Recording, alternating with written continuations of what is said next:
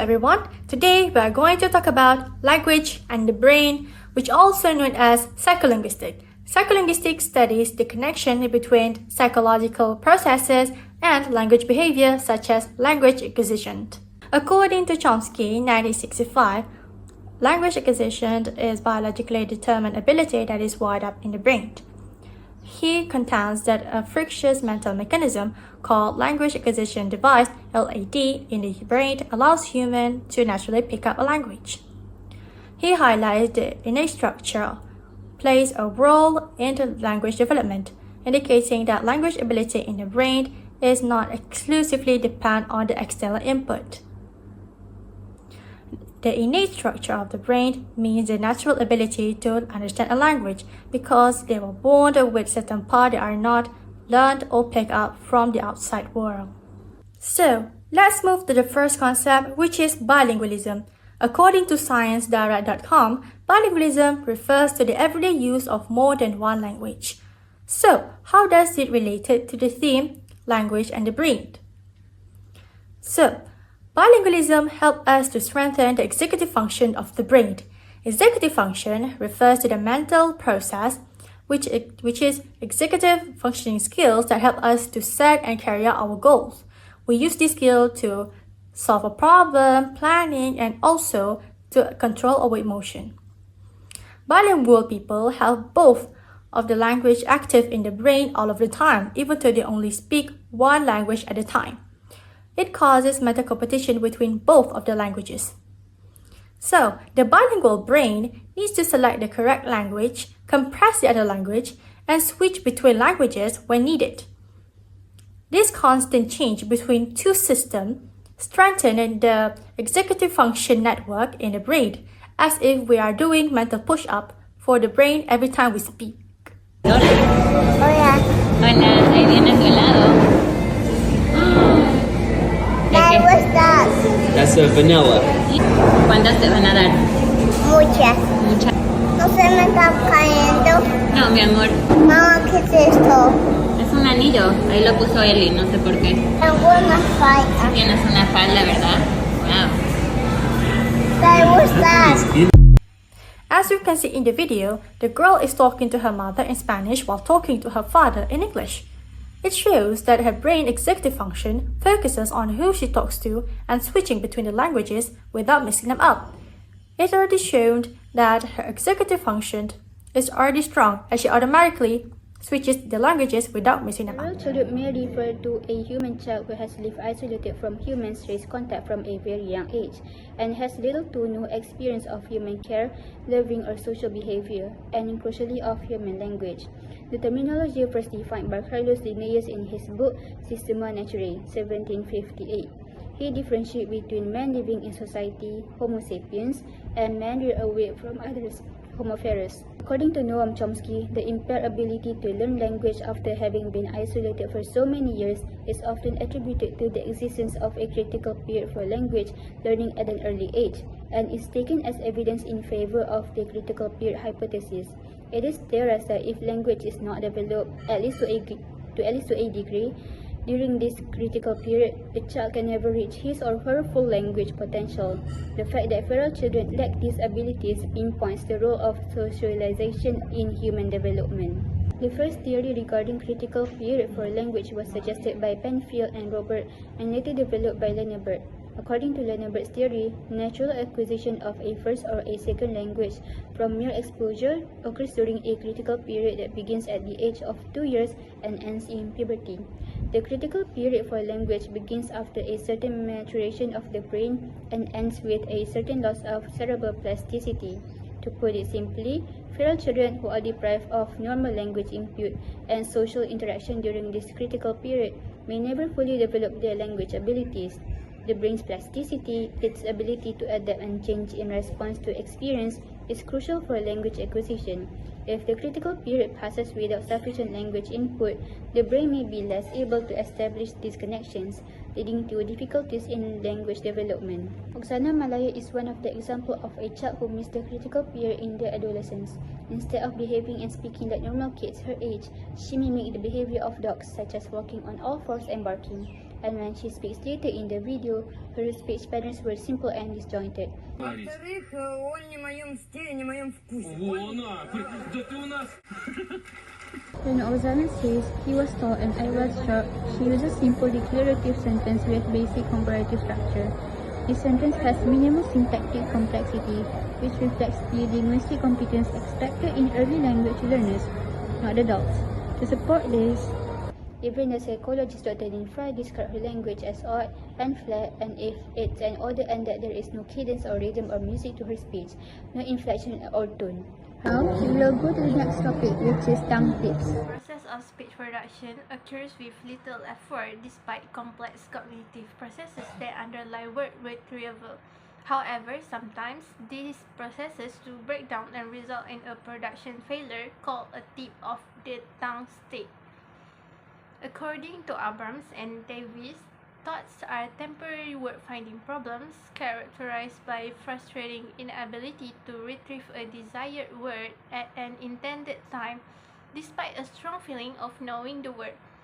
During this state, individuals may be able to recall the target word's phonological or semantic features, but cannot successfully retrieve the label. When this phenomenon happens, multiple regions of the brain spring into action, working to locate the missing term.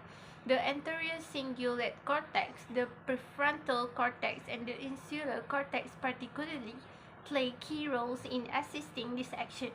The anterior cingulate cortex involved in detecting the conflict between this feeling of knowing and the actual inability to recall the word. The prefrontal cortex helps monitoring the retrieval process and potentially in strategies used to try and access the forgotten word. The insula then attempts to access the sound and sound combinations that make up a word. These areas work together to help us remember. As we can see, this is not just a simple phenomenon. It shows how complex nature of human brain. Our brains store words in linked pathways, and sometimes the route to a word gets blocked. This shows how closely memory and language are linked. The thought state reflects a human struggle of knowing something but being unable to say it.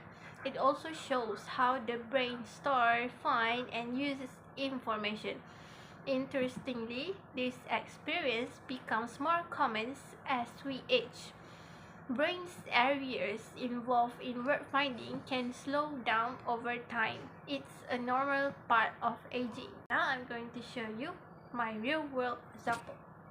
Where do you go from here, Mike? I don't know, man. I might get fade into Bolivian, you know what I mean? I don't have nowhere. Plays during a post-fight interview featuring Mike Tyson after he lost a boxing match to Lennox Lewis in 2002. Mike most likely intended to say, "I'm gonna fade into oblivion" instead of fade into Bolivian. Here, Bolivian and oblivion share a similar syllabic structure and rhythm, making the mistake a natural slip under the pressure of spontaneous speech. Mike likely knew the concept he wanted to express, which is being forgotten after a loss, but ended up retrieving the wrong word from memory because it sounded close, possibly influenced by his emotional state after the defeat. Thank you, my friend. Assalamualaikum and hi everyone. My name is Nur Afiqah. My chosen concept is slip of the tongue. Slip of the tongue is a speech production error in which a sound or word is produced or arranged in the wrong place. It occurs when you know what you meant to say but your mouth messed it up. One example of slip of the tongue involves switching the position of two sounds. It is also called spoonerism. The name suggested was taken from William Spooner and Osbert Dawn, who was always experiencing slip of the tongue when talking. In addition, according to Patida, slip of the tongue refers to a circumstance in which the pronunciation is incorrect, for instance, because of memory loss or psychological stress. Now, what does the brain and language has to do with slip of the tongue? So, the brain takes control over the language processes, including from how we understand words and speak. Slip of the tongue is one of the examples that shows the connection between brain and language, as it revealed how the brain can make small mistakes sometimes. The brain had so much things to deal with, Hence, when the brain is trying to plan to say something, it has to choose the correct words, construct them in well-structured order, and control the mouth when we want to say it. Sometimes it gets messed up and causes slip of the tongue. Moreover, according to Kim, these types of errors aren't arbitrary. Rather, they demonstrate how the brain constructs and arrange sentences before we speak them aloud. As shown in the video posted by Learsbeer, spoonerism is an example of unintentional but structured errors that can occur during a spontaneous speech and are useful for psycholinguistic analysis. Thank you very much, Giles. Rick Nobinson, sorry. Nice. He could cotton on. It's my stage name. I do love Rick Nobinson, though. Yeah. He is great. Yeah. Oh, I'm all hot. Rick Robinson is here now. You actually bought the wrong person.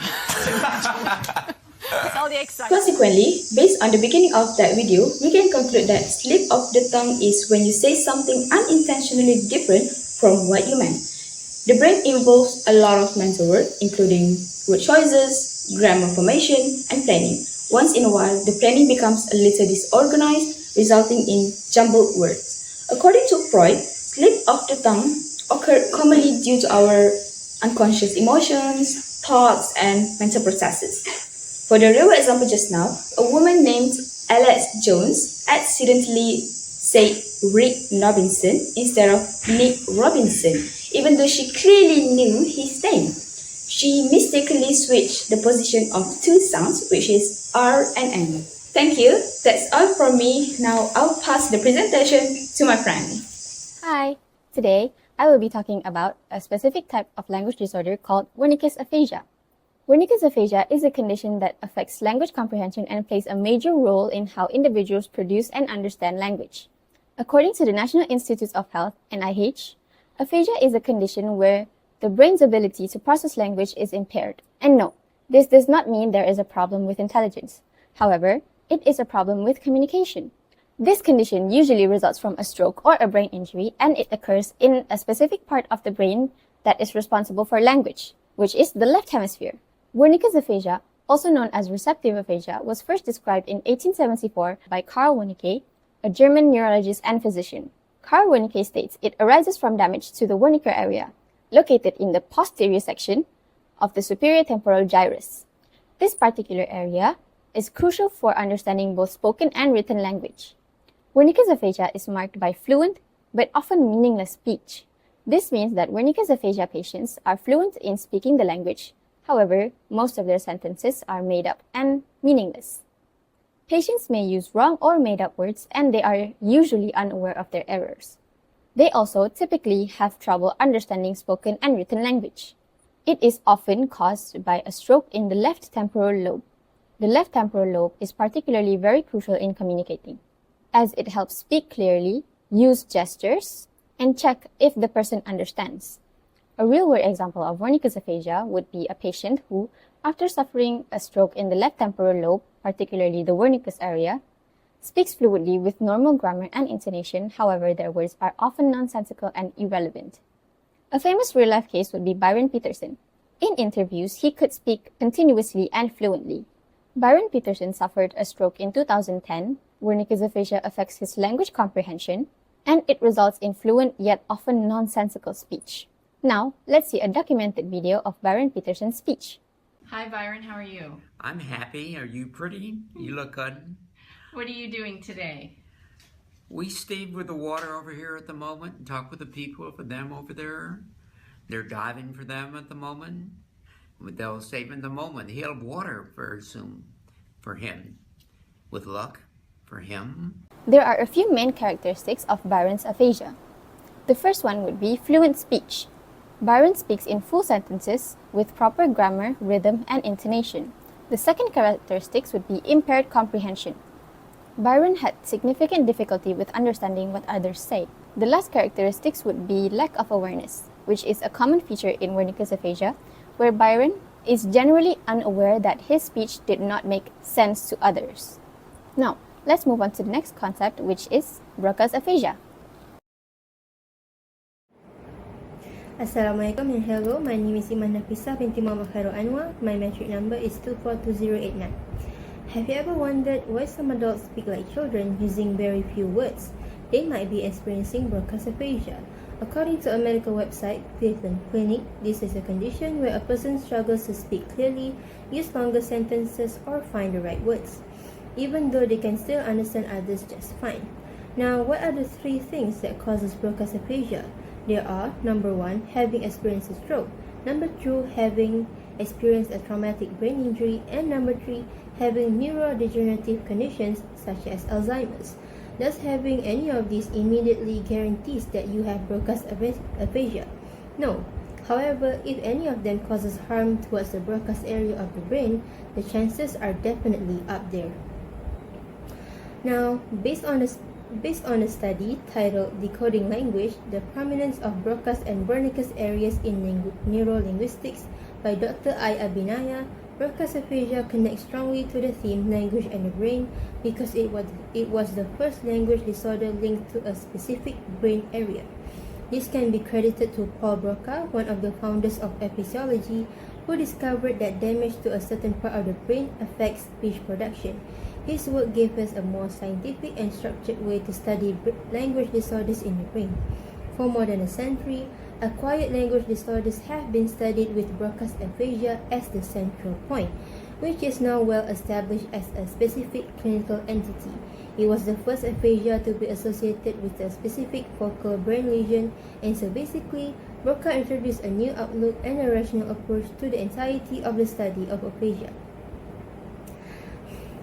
My real-world example is from the 2010 American TV series Blue Blood, featuring a character named Malcolm LaRoche.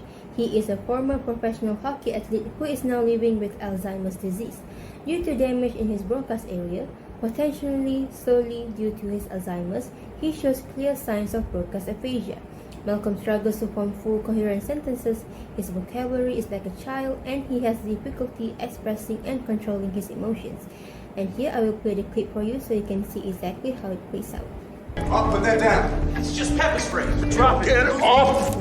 Hey, my name is Officer Reagan. What's yours? Gotta see the doctor. Okay. What's the doctor's name? Dr. No. And what's your name? Malcolm. My name is Malcolm. Yeah, we got that. All right. You were here before. Yeah. I'm so embarrassed. It's okay. Ain't nothing to be embarrassed about. Please help me. Okay, just take it easy, okay? Step back, please. He's just confused. It's all right. Oh, you'll be fine. Oh, no, I'm gonna... And so that's all from me. I will now pass the video to Sister KHALISAH. What exactly is conduction aphasia? According to Kumura et al. 2013, conduction aphasia happens when there is damage to the arcuate fasciculus, which is the communication highway that connects broadcast and Wernicke's areas. When this connection is broken, people can still understand language and speak fluently, but they struggle when asked to repeat words or sentences. This highlights the specialized role to the arcuate fasciculus in linking comprehension and speech production. It's not just about hearing or speaking, but about how the brain integrates both functions. So how does conduction aphasia relate to the theme language and the brain? Based on Katani and Mesulam 2008, conduction aphasia shows how important the connection between brain areas are. When the arcuate fasciculus is damaged, the link between understanding and speaking is disrupted, which affects a person's ability to repeat even simple information. This demonstrates that language is not just about one brain part, but about how this part work together. When one part is disconnected, like in conduction aphasia, it disrupts the entire communication process. Okay. 1, 2, 4, 5, 6. Better send, point. Good enough. Is that all right? That's fine. The video shows a patient with conduction aphasia. When asked to simply count numbers like 1, 2, 3, 4, 5, 6, the patient might instead say 1, 2, 4, 5, 6, better, send, point, even though they are trying to complete the task, their words come out jumbled and they may insert random and unrelated words. This illustrates the difficulty in repeating language accurately. The patient knows something's wrong but cannot correct it on their own, showing that the brain's repetition circuits are multifunctioning. This example shows that in conduction aphasia, information cannot be properly transferred from the comprehension area, which is Wernicke's area, to the production area, which is Broca's area. As Goldglass 1992 explained, although the patient know what they want to say and understand the task, the damage to the arcuate fasciculus blocks smooth repetition, causing speech error and corrections that they cannot easily manage. The patient's ability to understand and produce speech normally is intact, but the breakdown in their repetition pathway causes a unique and frustrating communication disorder.